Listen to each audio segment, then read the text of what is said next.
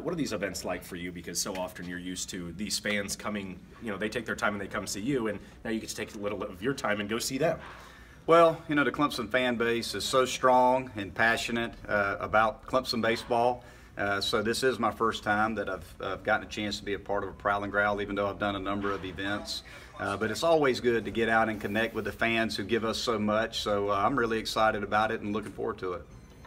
How much have you gotten to see your actual team this week in the midst of finals? What's going on with you guys? Well, what we're trying to do right now is, because our schedules are so all over the place with guys having exams at different times throughout the day, what we're trying to do is we just trying to kind of carve out an hour of time block and put them in smaller groups.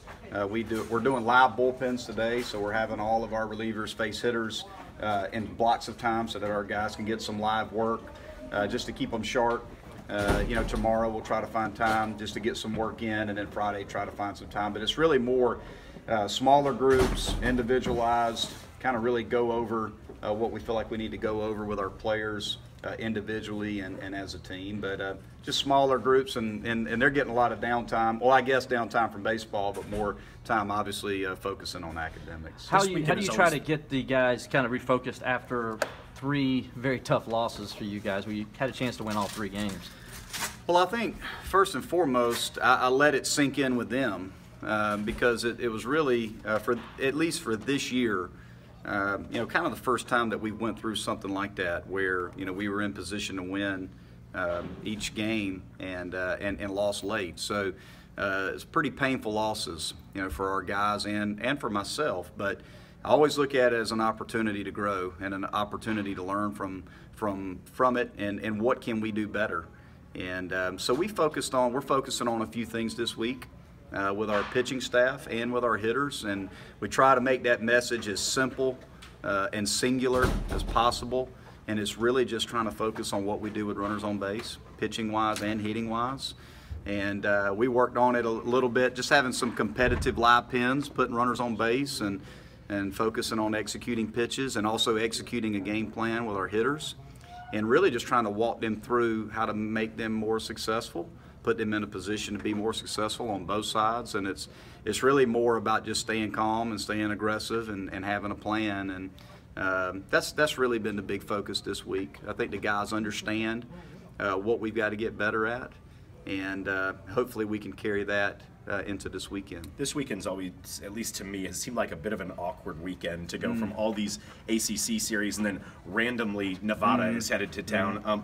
What do you expect your guys to get out of this weekend as they sort of dip out of the conference for a couple of days? Well, the ACC gives us this weekend open from ACC play every year. So as you can imagine, when you're trying to schedule a couple years in advance, I scheduled this right when I got the job, when I looked and saw that we had this weekend open. It's kind of a mad dash for all of us to find somebody to play, because most people are still playing conference games. So there was only a handful of teams across the country that had an open weekend this weekend, and Nevada was one of them, and they were very interested in coming across the country. So that's how it kind of all came about. So it is a little bit different. I've done this many times in other places I've been, where you play a non-conference series following exams. So the guys will be a little more relaxed, but at the end of the day, these are very important games. We need to come out and play good, consistent baseball this weekend, just like we do any other weekend. So the message isn't necessarily going to change. The big thing that you see with guys post-exam is they're a little more relaxed. They get to sleep all day.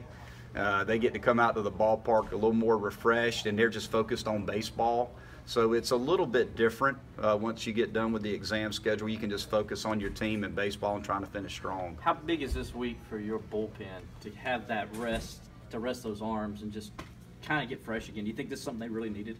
I think so. I think oftentimes it's hard to work on the development side of the game when you're playing. When you're playing, it's go time. So, to be able to take a step back and not have that midweek game and just focus on each individual player and say, this is what I want you to work on today. This is what I want you to work on the mound. This is all we're working on, all we're focusing on. It gives them a chance to take a deep breath and just work on the execution part of the game, as opposed to you got to come right into the fire and get outs, or you got to step up to the plate and get a big hit right here. They get to kind of focus on themselves a little bit more and not have all the pressure of trying to perform and being outcome driven. So it's good. I think it's really good. It gives them a physical break from the game and a mental break from the game, and helps them recharge a little bit going into the weekend.